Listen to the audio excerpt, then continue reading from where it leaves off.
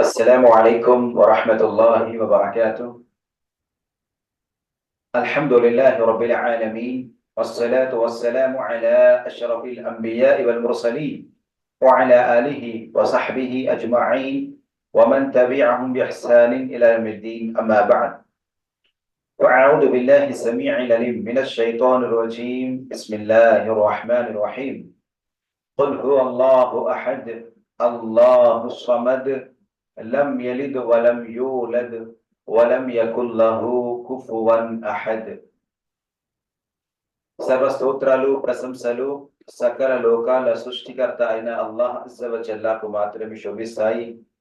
మనందరి సన్మార్గం కొరకు ఎంతమంది ప్రవక్తలు చేపట్టారు వారందరిపైన ప్రత్యేకంగా చిట్ట చివరి ప్రవక్త ముహమ్మద్ రసూలుల్లాహ్ సల్లల్లాహు అలైహి వసల్లం వారిపై అల్లాహ్ తాలా యొక్క శాంతి శుభాలు కారుణ్యాలు వర్షించుగాక. అల్లాహుమ్మ సల్లి అలా ముహమ్మద్ వ అలా అలి ముహమ్మద్ వ బారిక్ వసల్లిం. ప్రియ ధార్మిక సోదర సోదరిమణులారా, మిత్రులారా, అల్లాహ్ అజ్జ వ జల్లా అనుగ్రహంతో మనము గత 2 రోజుల నుండి ఇస్మే ఆదం మహోన్నత నామాలు మరి అల్లాహ్ తఆలా యొక్క గుణగణాలతో కూడుకున్న పేర్లు నామాలు ఏవైతే ఉన్నాయో వాటితో వేడుకోవడం వల్ల దుఆ చేయడం వల్ల కలిగే ప్రయోజనాలేంటి మరియు ఆ నామాలేంటో మనం తెలుసుకుంటూ వస్తున్నాము. ఆ కోవకు చెందినటువంటి ఒక దుఆ ఈ రోజు కూడా నేర్చుకోబోతున్నాము. ఇస్మే ఆదం, దైవ ప్రవక్త సల్లల్లాహు అలైహి వసల్లం వారు అన్నారు, అల్లాహ్ తఆలా యొక్క మహోన్నత నామం. ఆ నామాలతో గనక మనం దుఆ చేస్తే ఇన్షా అల్లాహ్ అది స్వీకరించబడుతుంది, మరి అంగీకరించబడుతుంది, అనుగ్రహించబడుతుంది. ఈ రోజు దుఆ ఏంటో ఇప్పుడు మనం తెలుసుకుందాం. ఈ రోజు ఒక దుఆ ఈ విధంగా ఉంది. అల్లాహుమ్మ ఇన్నీ అస్అలుక బిఅన్నీ అష్హదు అన్నక అంతల్లాహ్. అల్లాహుమ్మ ఇన్నీ అస్అలుక బిఅన్నీ అష్హదు అన్నక అంతల్లాహ్ లా ఇలాహ ఇల్లా అంత الأحد الصمد لم يلد ولم يولد ولم يكن له كفوا أحد. اللهم إني أسألك بأني أشهد أنك أنت الله لا إله إلا أنت الأحد الصمد الذي لم يلد ولم يولد ولم يكن له كفوا أحد. మరొకసారి దుఆను వినండి. అల్లాహుమ్మ ఇన్నీ అస్అలుక బిఅన్నీ అష్హదు అన్నక అంతల్లాహ్ లా ఇలాహ ఇల్లా అంత అల్ అహదు స్సమద్ అల్లదీ లం యలిద్ వలం యూలద్ వలం యకున్ లహు కుఫువన్ అహద్. దీని యొక్క అర్థాన్ని మీరు ఇప్పుడు గ్రహించండి. అల్లాహుమ్మ, ఓ అల్లాహ్, ఇన్నీ అస్అలుక, నిస్సందేహంగా నేను నిన్ను అర్థిస్తున్నాను, వేడుకుంటున్నాను. బిఅన్నీ, ఈ యొక్క నామాలతో నిస్సందేహంగా నేను, అష్హదు అన్నక అంతల్లాహ్, నేను సాక్ష్యం ఇస్తున్నాను, నిస్సందేహంగా నువ్వే అల్లాహ్, నువ్వే అల్లాహ్వు, ఆరాధుడవు. లా ఇలాహ ఇల్లా అంత, నువ్వు తప్ప మరొక ఆరాధ్యుడు, నిజ ఆరాధ్యుడు లేనే లేడు. అల్ అహద్, నువ్వు ఏకైకుడివి. అస్సమద్, ఏ అక్కర అవసరము లేని వాడివి. అల్లదీ లం యులద్, మరి నువ్వు ఎలాంటి వాడివి అంటే నీవు ఎవరిని కనలేదు. వలం యూలద్, నిన్ను ఎవరు కనలేదు. వలం యకున్ లహు కుఫువన్ అహద్, మరియు నీతో సరి సమానమైన వాడు అంటే అతనితో సరి సమానమైన వాడు, పోల్చదగిన వాడు ఎవ్వడూ లేడు. ఓ అల్లా, నేను నిన్ను అర్థిస్తున్నాను.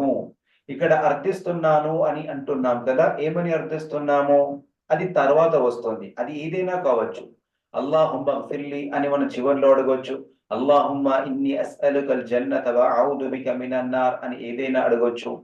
నేను అడుగుతున్నాను, దీంతో అడుగుతున్నాను, ఏ పదాలతో అడుగుతున్నాను అంటే ఈ యొక్క విషయాన్ని ఇక్కడ బి అనేది సాధనంగా వస్తుంది. దర్యా అంటే దీన్ని సాధనంగా ఈ నామాల ద్వారా ఓ అల్లా నేను నర్తిస్తున్నాను అని. ముందుగా ఏం చేస్తున్నాము, అల్లా ఒక్కడే అంటే నీవు ఒక్కడివే అని నేను సాక్ష్యం పలుకుతున్నాను. అల్లాహు నీవే, ఆరాధుడు నీవే అని నేను సాక్ష్యం పలుకుతున్నాను, నువ్వు తప్ప మరొక ఆరాధుడు లేడు, నీవు ఏకైకుడవి మరియు నీవు నిరపేక్షపరుడివి, మరియు ఎలాంటి వాడివి అంటే ఆయన ఎవరిని కనలేదు, ఆయన్ని ఎవరూ కనలేదు, మరి అతనితో సరి సమానమైన వస్తువు ఇంకేది లేదు అని ఇక్కడ మనకు తెలపడం జరిగింది.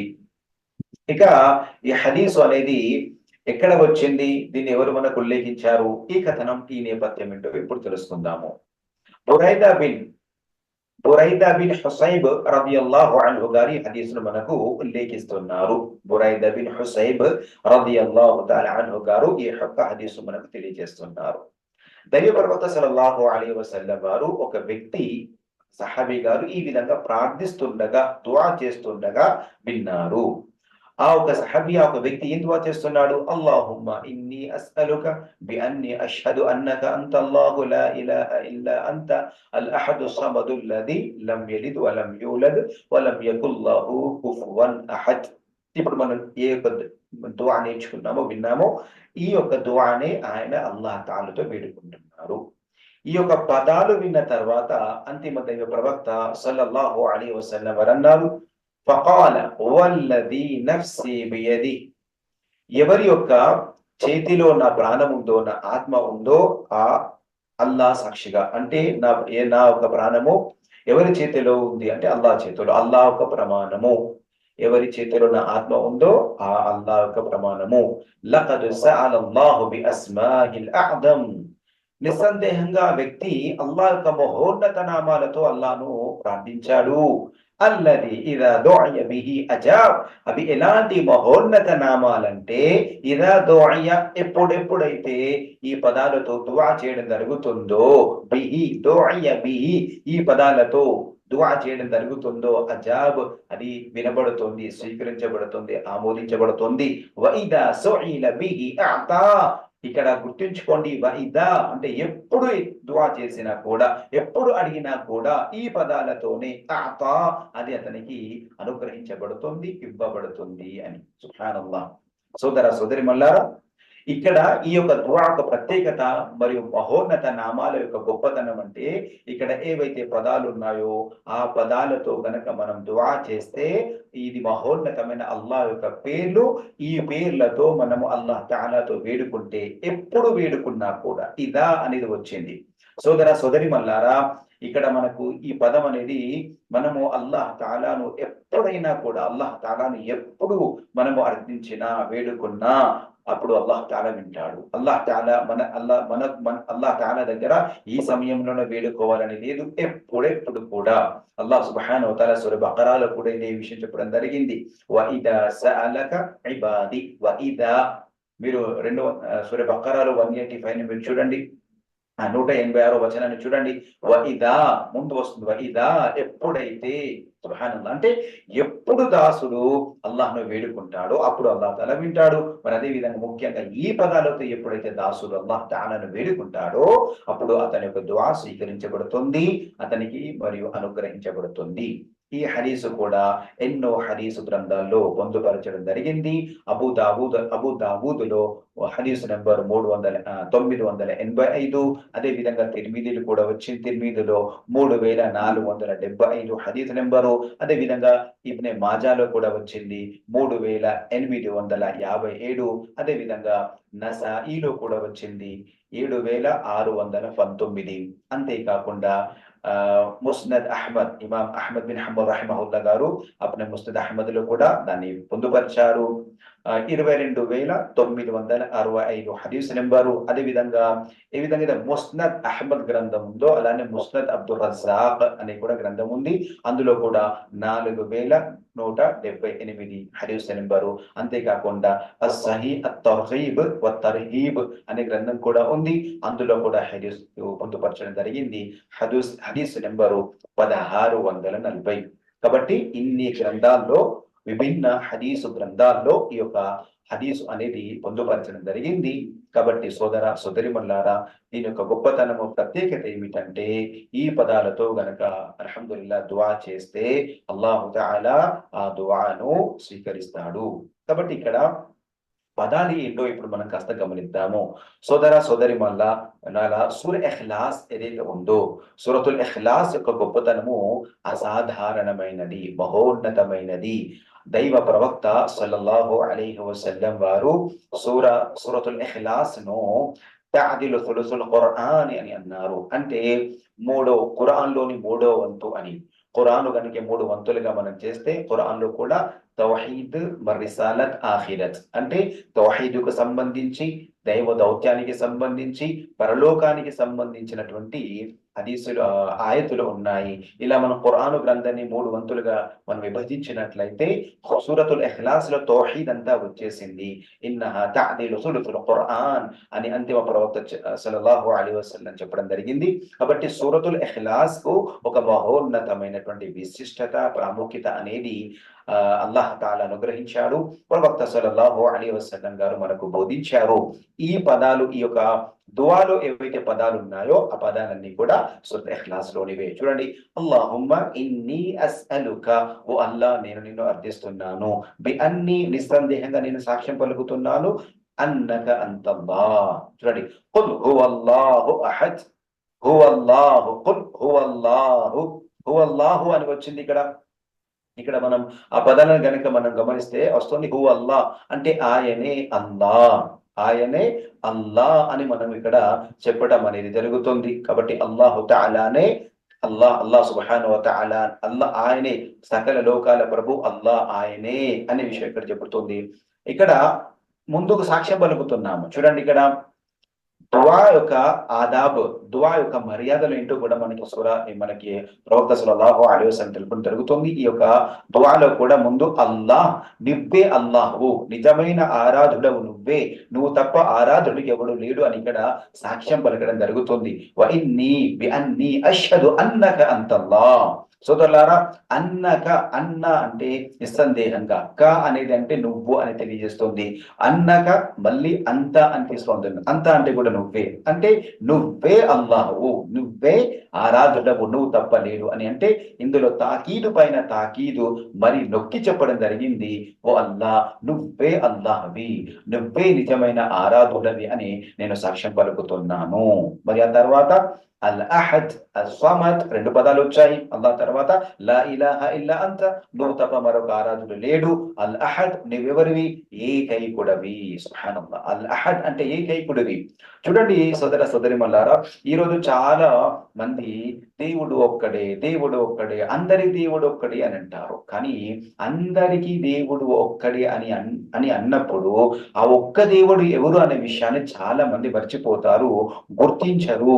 ఆ ఒక్క దేవుడు అల్లాహయే, ఆ అల్లాహయే నిజమైన ఆరాధ్యుడు, ఏకైకుడు అని మనం అన్నప్పుడు దీన్ని చాలా మంది స్వీకరించరు. కానీ ఇందులోనే అల్లాహ్ అస్స వజల్ల గొప్ప ఆధారాన్ని పెట్టడం జరిగింది, ప్రూఫ్ ఇవ్వడం జరిగింది. అల్ అహద్ ఆయన ఏకైకుడు, ద్వితీయము లేనివాడు, అద్వితీయుడు అని. ఆ ఒక్కడే అల్లా, ఆ ఒక్కడే సర్వాన్ని సృష్టించాడు. ఆయన ఒక రుబూబియత్, ఆయన ఒక పోషకత్వంలోని ఎన్ని పనులు ఉన్నాయో వానన్నిటిని కూడా నిర్వర్తించేది ఒక్కడే.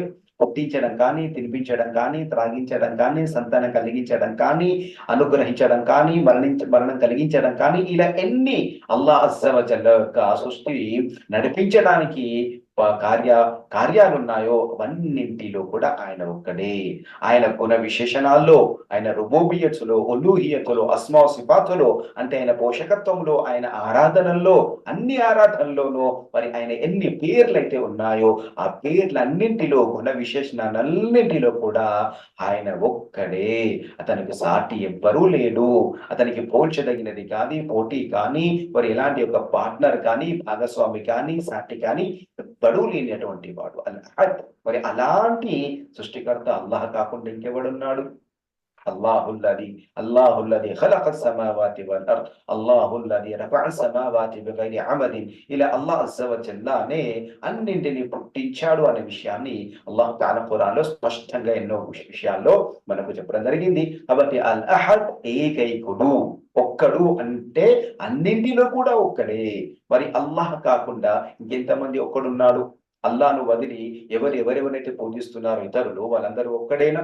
మరి ఆ ఒక్కడే అన్నిటిని పుట్టించాడా?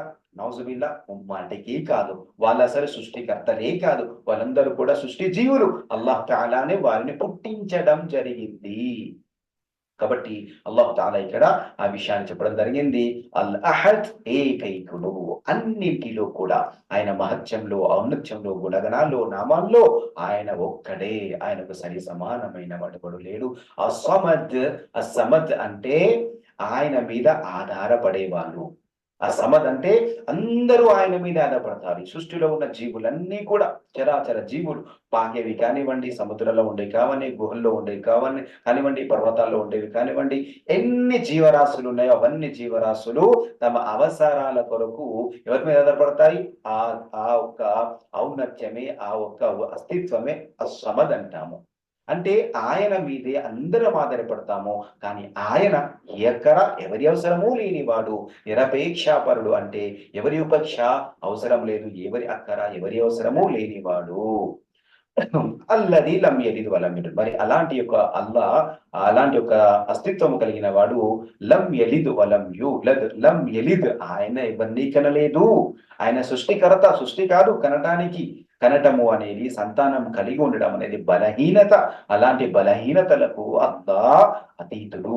అల్లది లం యలిద్ ఆయన ఎవరిని కనలేదు. వలం యూలద్ ఆయన ఎవరి సంతానము కాదు. వలం యకుల్లహు కుఫువన్ అహద్ మరి అతనితో ఆయనతో సరి సమానమైనది, పోల్చదగినది ఏదీ లేదు. అల్లాహు అక్బర్. అల్లాహు తఆలా ఇలా ఉంటాడు, అలా ఉంటాడు అని కాదు. అల్లాహ్‌తో పోల్చదగినది అలాంటిది ఏదీ లేదు. కాబట్టి సోదరులారా, ఒక రకంగా ఇందులో సూర ఇఖ్లాస్ ఒక పదాలతో కూడుకున్నటువంటి దుఆ. ఈ దుఆతో కూడుకున్నటువంటి పదాలతో ఆ పదాలను మనం పలికి ఆ తర్వాత ఏ ఒక దుఆను, ఏ ఒక మన అవసరాన్ని అల్లాహ్ తఆలాతో వేడుకున్నా కూడా అల్లాహు తఆలా దీన్ని ఆమోదిస్తాడు, అంగీకరిస్తాడు. దైవ ప్రవక్త సల్లల్లాహు అలైహి వసల్లం గారు అల్లాహ్ పైన ప్రమాణం చేసి చెప్పడం జరిగింది. వల్లది నఫ్సి బియది ఎవరి యొక్క చేతులను ప్రాణం ఉందో ఆ అల్లాహ్ పైన సాక్షిగా చెప్తున్నాను. లఖద్ సఅలల్లాహు బిస్మిహిల్ అఅదమ్ అతడు అల్లాహ్ యొక్క మహోన్నత నామాలతో ప్రార్థించడం జరిగింది.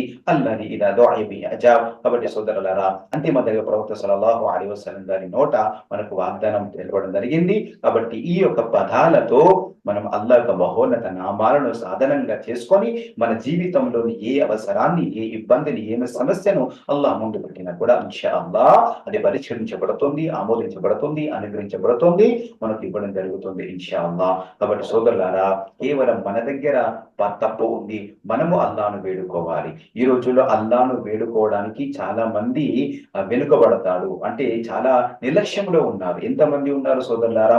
నమాజులు అయ్యిందంటే కేవలం సిక్కరి కూడా చేరు, మస్జిద్ నుండి వెళ్ళిపోతారు. శ్రీమూర్తులు కూడా తొందరతో పనులు చేసుకోవాలని సలాం తిప్పారంటే మరి పనులు ఉంటారు కాదు.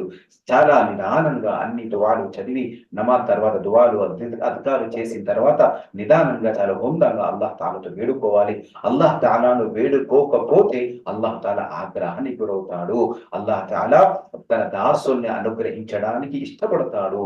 కాబట్టి ఎప్పుడైతే అల్లాహ్ సన్నిధిలో ఒక దాసుడి యొక్క దాసి యొక్క చేతులు లేస్తాయో ఆ చేతులను ఖాళీ పంపడం కొరకు అల్లాహ్ తాలా సిగ్గుపడతాడు, మొహమాట పడతాడు. అల్లాహ్ ఔన్నత్యం అది అనుగ్రహించడాన్ని, ఇవ్వటాన్ని, క్షమించటాన్ని, కరుణించటాన్ని అల్లాహ్ తాలా ఇష్టపడతాడు. ఎందుకంటే ఆయన రహ్మాన్, అల్ అహద్, అస్సమద్. కాబట్టి సోదర సోదరి మల్లారా, మనమే అల్లాహ్ తాలాను అత్యధికంగా వేడుకోవాల్సిన అవసరం ఉంది. అద్దుఆఉ హుల్ ఇబాదా. ఈ దుఆ చేయడం కూడా ఒక గొప్ప ఆరాధన. కాబట్టి మనం ఇన్షాఅల్లాహ్ ప్రవక్త సల్లల్లాహు అలైహి వసల్లం గారు నేర్పించిన ఈ దుఆలను సాధనంగా చేసుకుంటూ మన జీవితంలో సమస్యలు పరిష్కరించుకుంటూ మరి అంతే విధంగా స్వర్గాన్ని పొందడానికి, మనల్ని మనం నరకం నుండి కాపాడుకోవడానికి, మన పాపాల ప్రక్షాళన కొరకు దుఆను వేడుకుంటూ ఉందాం ఇన్షాఅల్లాహ్. అల్లాహ్ తాలా మనందరికీ కూడా అల్లాహ్ తాలాకి మహోన్నత నామాలతో ప్రార్థించేటువంటి భాగ్యాన్ని అనుగ్రహించుగాక. అల్లాహ్ అజ్జ వ జల్ల మనందరికీ రమదాన్‌లోని అన్ని ఆరాధనలు స్వీకరించుగాక. మన తప్పుల్ని, పాపాలని మన్నించుగాక. మనందరికీ కూడా రయ్యాన్ ద్వారా గుండా స్వర్గంలో ప్రవేశం కల్పించుగాక. ఆమీన్ యా రబ్బల్ ఆలమీన్. సుబ్హాన రబ్బిక రబ్బిల్ ఇజ్జతి అమ్మా యసిఫూన్. వసలామున్ అలల్ ముర్సలీన్. వల్హమ్దులిల్లాహి రబ్బిల్ ఆలమీన్.